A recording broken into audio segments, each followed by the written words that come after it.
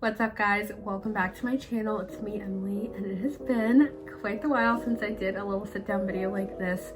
I'm in my new apartment. We're all moved in, and it just feels so weird to be filming here. I think this is like the first sit-down video I've ever filmed in this apartment. So finally got married in September of this year. It is the second to last day of November now, so it's been about 2 months married. Wow. That went by so fast. We were married for all of October and all of November. Yeah, so we've been married for 2 months now, which just feels so surreal because we dated for 4 years and we were friends for a year before that. So being married for 2 months definitely feels super strange. Like, it happened so fast. Anyway, so now that we've been married for 2 months, I finally have had the time to get my life together and just kind of look back on all the things that worked and didn't work for our wedding.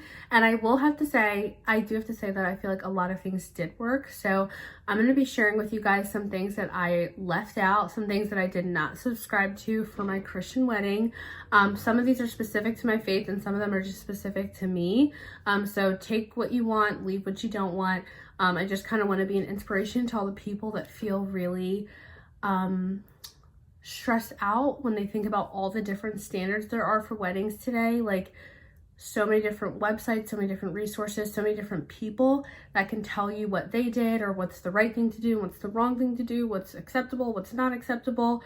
But every person is different, every wedding is different, and you know, marriage is beautiful, so that's the most important part. If you're married at the end of the wedding, then it was successful. That's what I think in my book. But I'm just gonna go over 8 things that I left out and I completely 100% do not regret getting rid of these things or leaving them out, because I really think our wedding was perfect, at least for us as a couple. Possibly most controversial one, number 1 on this list, is that I did not host a formal reception and dinner after our wedding ceremony.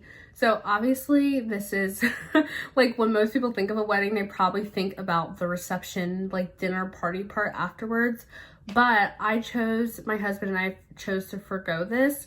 One, because of money. The reception is easily the most expensive part of the wedding. Paying for each person, paying for dessert, paying for cake cutting, paying for chairs and tables and linens and all that jazz is so expensive, and that's really where all the money starts to add up. So after looking at our budget or income, we decided to completely get rid of that. And frankly, it also had to do with not just money, but our personalities. We are both like, I don't even want to say the chillest people you'll ever meet, because that's probably just an exaggeration, but we're both very relaxed, laid back people, and we do not like attention. Neither of us like attention.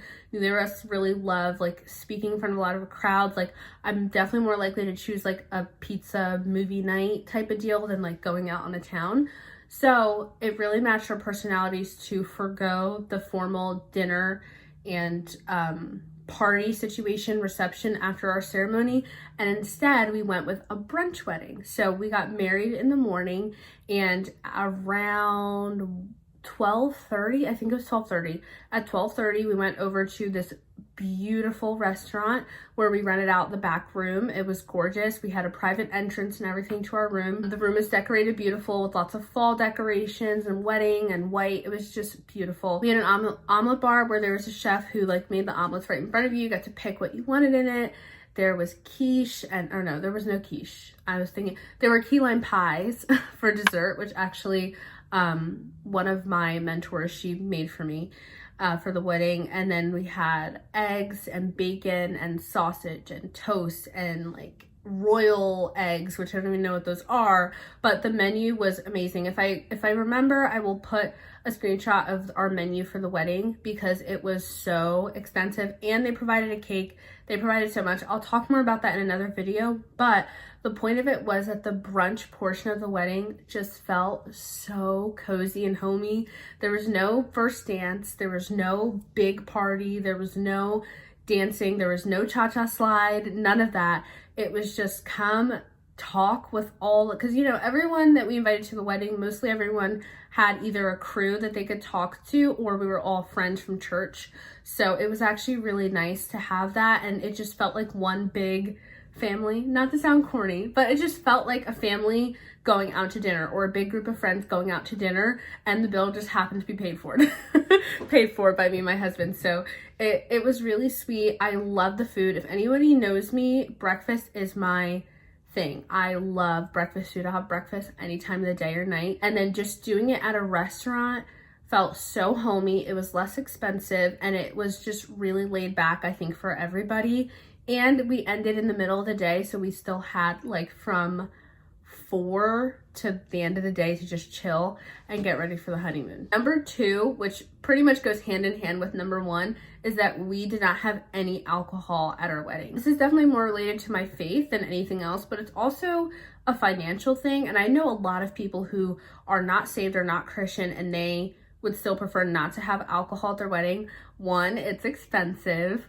And 2, a lot of people have an ugly side that comes out when they drink alcohol. So I just don't understand why I would pay to see someone's ugly side or see someone's crazy side. I just don't really understand that. And me and my husband just don't drink. So why would we pay for other people to drink at our wedding? And a lot of the people that we invited to our wedding also don't drink. Like probably 95% of the people we invited don't drink. It was like iced tea, coffee, soda, like pretty much anything you would get to drink at a regular restaurant was there, just no alcohol. But we did have the option to do that, but we just decided not to do it. For like an extra $15 per person is kind of crazy for like a couple of alcoholic beverages. So that was to save money, and it's also to honor God, because there's just no reason to have the alcohol there. I feel like people are already in such high spirits because, you know, weddings make everyone happy. Like there's no reason to buy the alcohol too.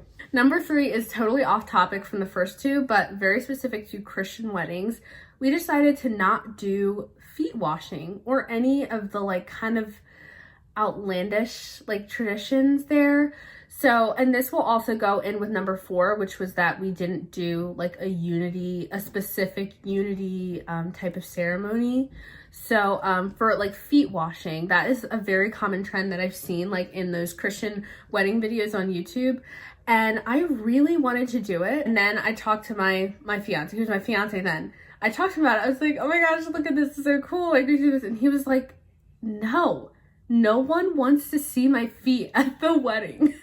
And then I went on like either Reddit or one of those, not Christian, one of those wedding websites. It may have been Wedding Wire. And I just typed in like feet washing.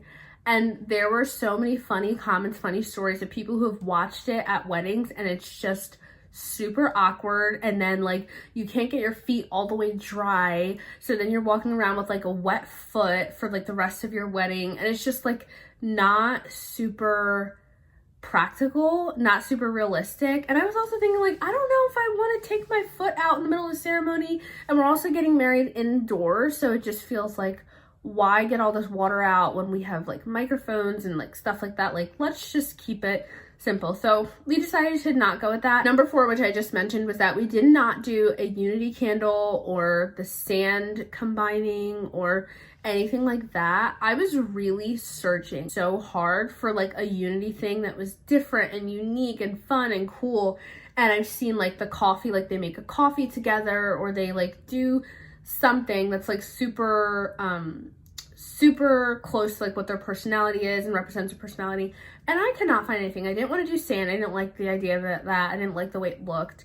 And I didn't want to do the unity candle because then you have to call your parents up on the stage and they do one, and it just felt like a lot. So we initially decided to just forget about it completely, because honestly, the less stress, the less things you have to remember, the less things you have to do makes for an easy, smooth wedding day. So we were like, just forget it. Like, I can't even tell you how many times I said that during the wedding day and during like the whole planning process, like just forget it. And honestly, you might need to learn how to say those 3 words.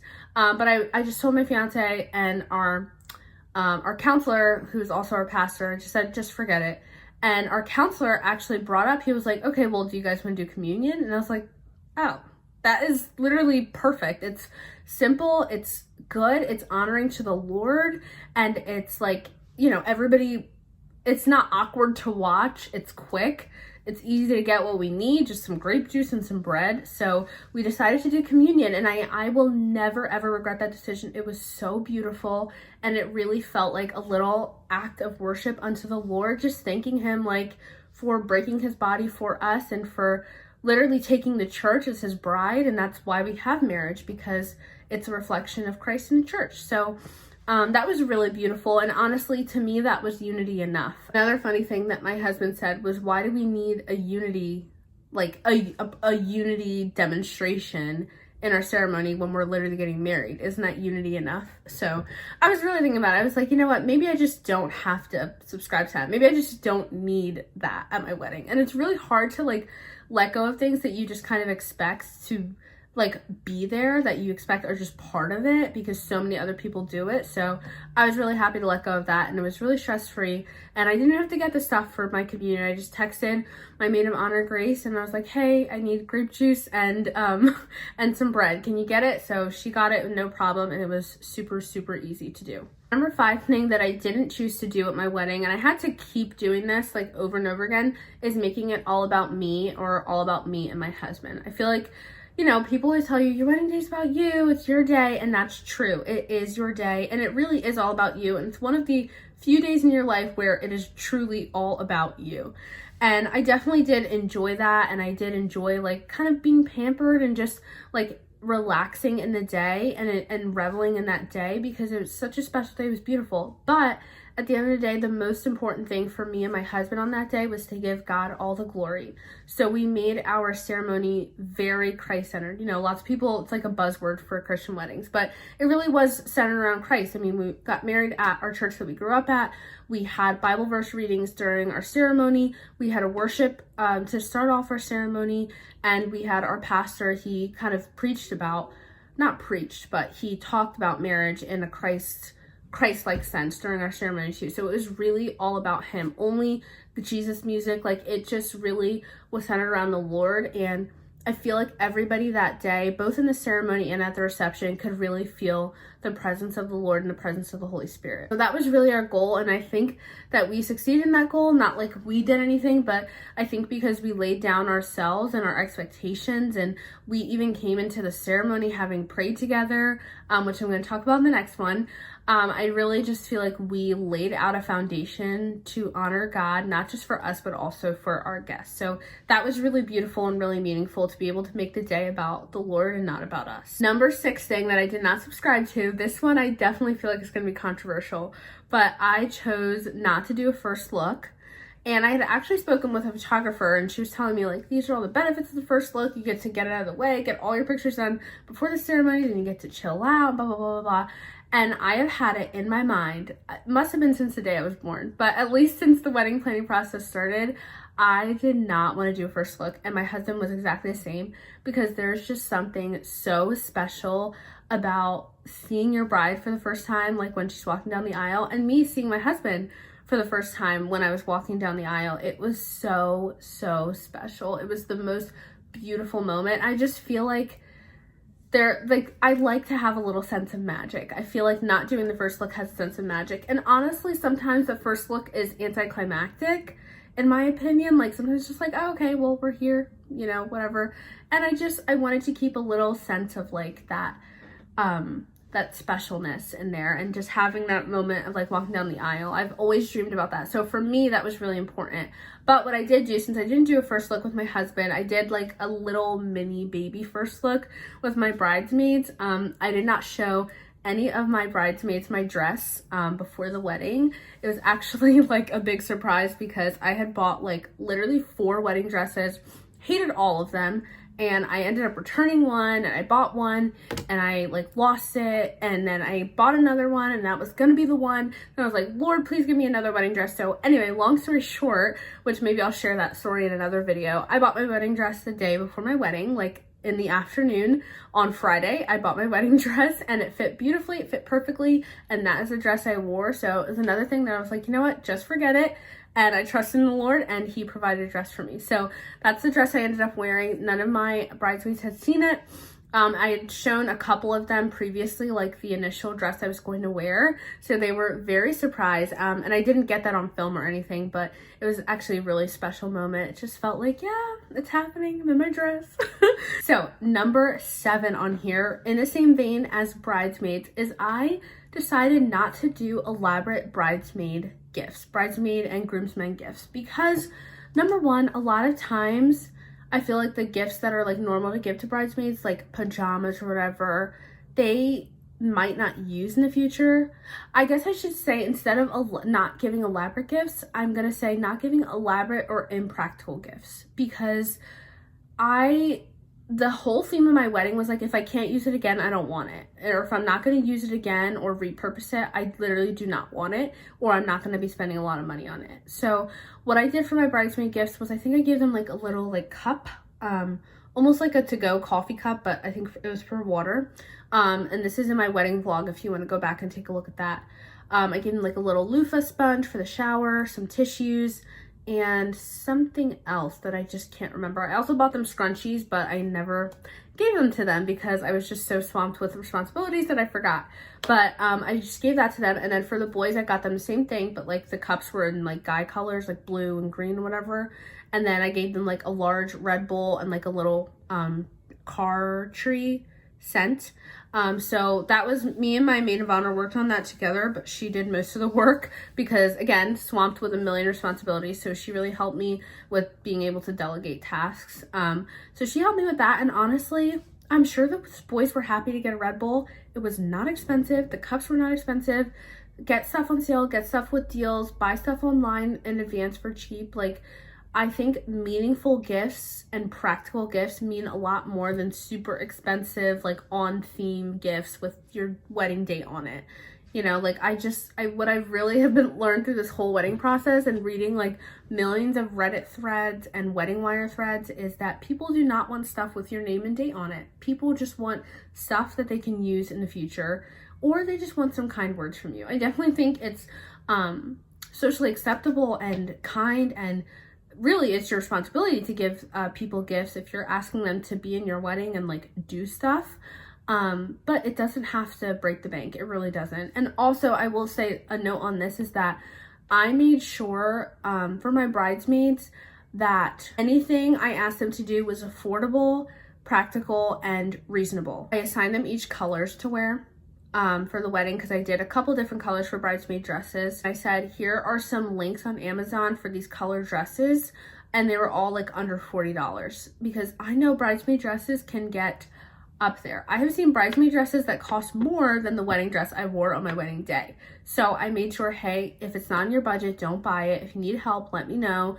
But like, here are the options. Get them on Amazon, get them at the thrift store, get them at Burlington. I don't care. Don't spend a lot of money, please, because you might not ever wear this dress again, and that's okay, right? So I tried to be like very understanding, very practical. I've been in one wedding before. I've seen other weddings take place, and I just know it can be such a burden to be a bridesmaid. Even though it's so exciting, it can be a burden. And I'm not talking about the wedding that I was in, because it was not a burden for me to be in that wedding, but it can be a burden to be a bridesmaid. I just tried to make sure that my bridesmaids were really comfortable and didn't feel like they were chewing off an arm and a leg to make me happy or to make my wedding day what it was. I just wanted them to be there because I love them and I supported them, and they're like my sisters in Christ, or like my actual sisters.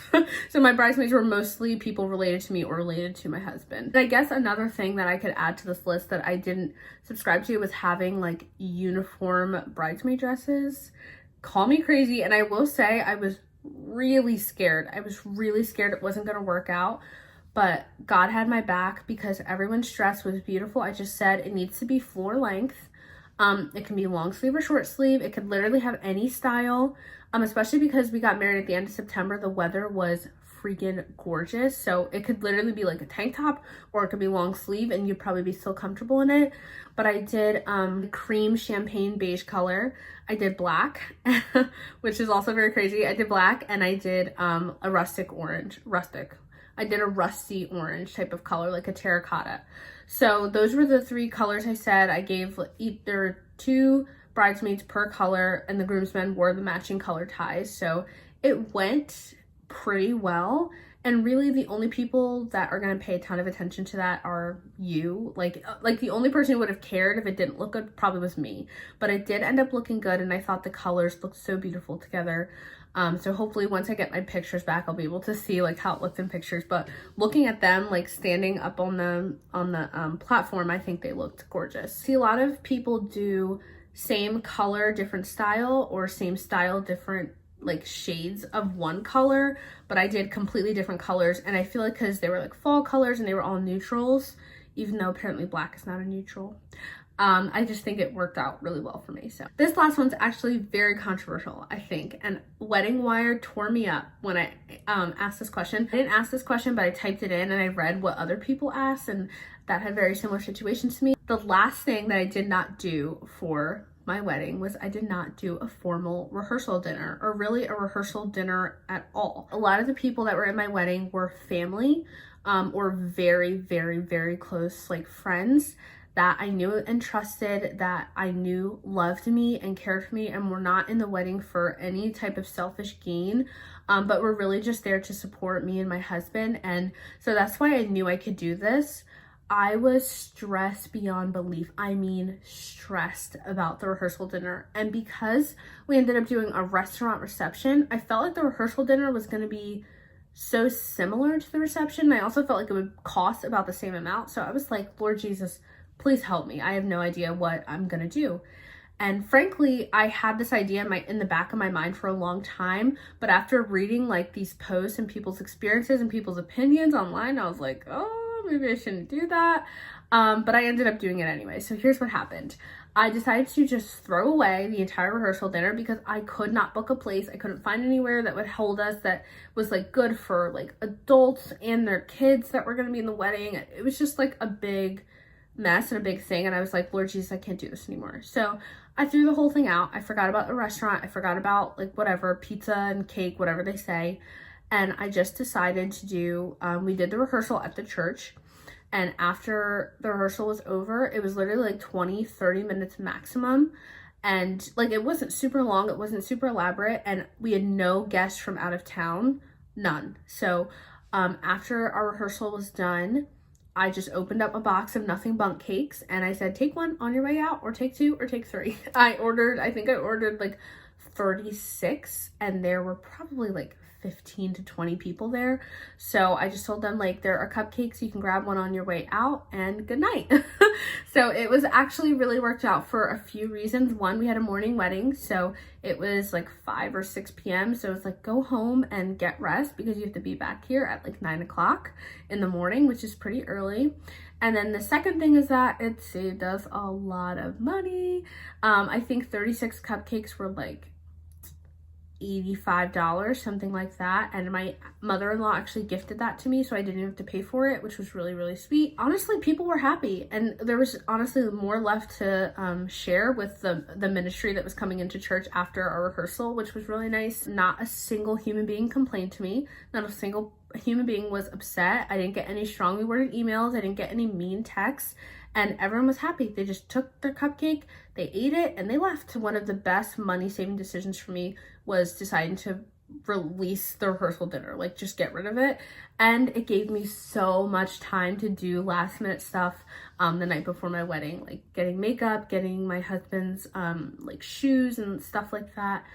Getting dinner, like just us two before we get married the next day. It was one of the best decisions on the planet. So I didn't have a rehearsal dinner, don't kill me, but that's just how it worked out. And honestly, it worked out really well for us. This video ended up being a lot longer than I expected, but I really had a lot to share in that. And hopefully I can do one more video just about like the price breakdown and my budget and how we ended up spending only like $4,000 on this wedding for like 50 people.